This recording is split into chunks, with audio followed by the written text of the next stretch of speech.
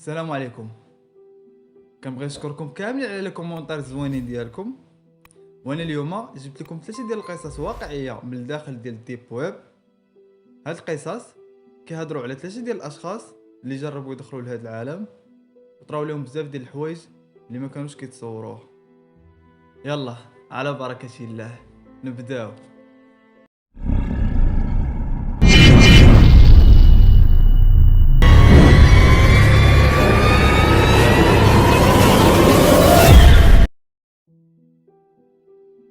هاد القصه كيحكيها جيمي وكيقول انا شاب في عمر 20 سنه كنقرا في الجامعه، منغلق على ذاتي وما كنخرجش بزاف، كيعجبني نبقى في بيتي بوحدي.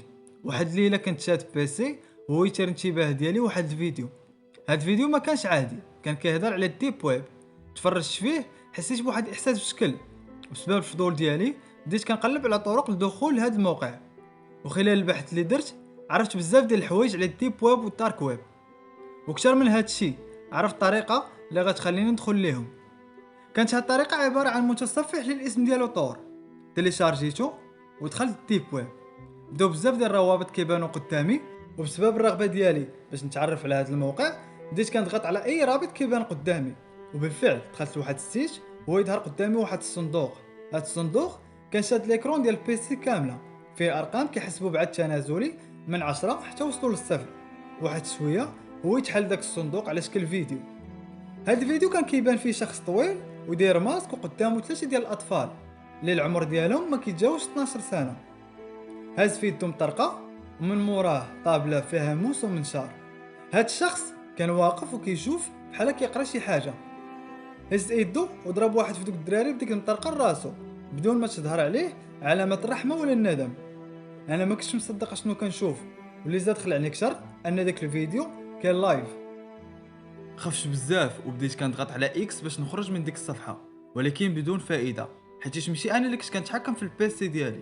وبعد بزاف ديال المحاولات الفاشله رجعت للفيديو وبديت كنقرا في التعليقات.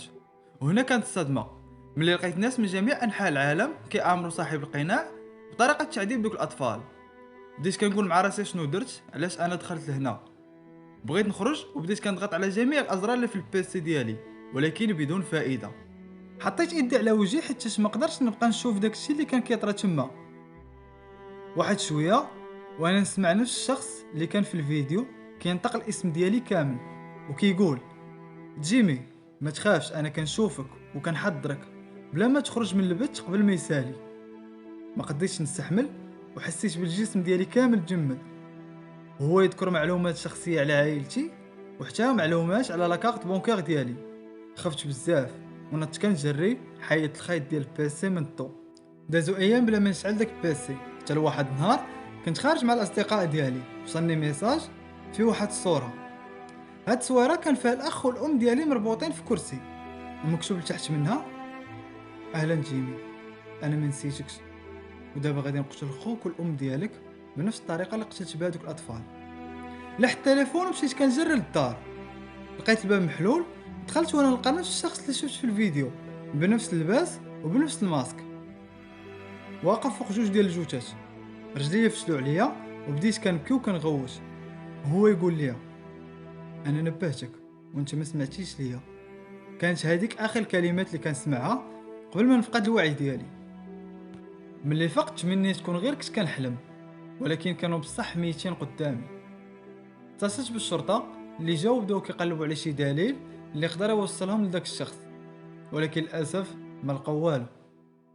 انا دابا عايش ولكن ندمان بزاف حيت دخلت لهذا الموقع. انا وصاحبي كنا مدمنين على المخدرات، كل نهار كنتقداو السلعه من عند واحد السيد في واحد الحي شعبي. واحد النهار صاحبي شاف داك السيد شاد التليفون وكيتخير السلعه من واحد السيت. رجعنا للدار وبقينا كنقلبوا على الموقع اللي كان داخل ليه، ما لقينا والو. ولكن من مور تجارب كثيره عرفنا ان داك الموقع كاين في الديب ويب. بدينا كنقلبوا ولقينا بزاف ديال الناس كيبيعوا جميع انواع المخدرات باثمنه مناسبه، وهي طيح عيني على واحد السيت كيبيع نفس السلعه اللي كناخذو من عند داك السيد ولكن بثمن قليل. طلبت من مول الصفحه كميه من المخدرات، من بعد ساعه وصلني ميساج فيه باللي داك الشخص موافق يبيع لي ديك الكميه سولتو على المكان اللي نقدر نتلاقاه فيه، قال لي باش نعطيه العنوان ديالي، ولكن انا ما بغيتش وقلت لي نتلاقاو في شي بلاصه اخرى. هو كان كيتجاهلني وبدا كيسولني اسئله على حياتي الشخصيه، بحال مثلا فاش خدام، هو ساكن بوحدي. وهنا درت واحد الغلط وجاوبته وقلت لي ساكن بوحدي. عاود طلبت منه باش نتلاقى في شي بلاصه اخرى من غير انني نعطيه العنوان، وافق وقال لي باش نتلاقى في واحد السوبر ماركت. هزيت الطوموبيل ديالي ومشيت لديك البلاصه.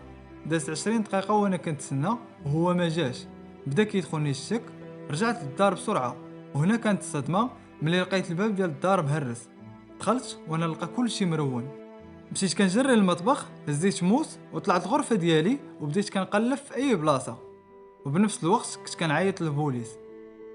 واحد شويه وانا نحس بواحد الايد خرجت من تحت الناموسيه ديالي وشدات ليا في رجلي، وانا نهز الموس خصيتها في اليد ديال داك الشخص وهو يخرج كيجرى من الغرفه ديالي. ومن بعد جات الشرطه وقلت لهم بلي تعرضت للسرقه، ولكن ما قدرتش نقول لهم بلي دخلت الديبو نشري مخدرات.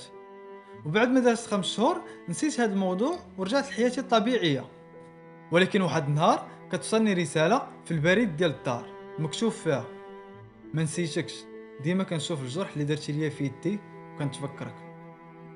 دابا انا خايف بزاف وكنكتب لكم هاد القصه باش الا اختفيت شي نهار تعرفوا اشنو وقع ليا. في 2019 كنت كنتفرج في يوتيوب، وهو يطلع لي واحد الفيديو اللي كان العنوان ديالو صناديق غامضه من الدارك ويب. تفرجت فيه وقررت حتى انا نشري صندوق من الانترنت مظلم، واللي زاد شجعني اكثر ان الثمن ديال هاد الصناديق كان رخيص. دخلت للدارك ويب وطلبت صندوق وما قلتها لحتى شي واحد. داز اسبوع وما وصلني والو، حسيت براسي تشمت. حتى لواحد النهار كنشعل البيسي وكنلقى ميساج من عند شخص مجهول مكتوب فيه: عطينا عنوانك وغادي يوصلك الصندوق نهار الحد مع 2 ديال الليل. عطيتو العنوان ديالي، ونهار الحد مع الليل كنت غير انا وخويا في الدار.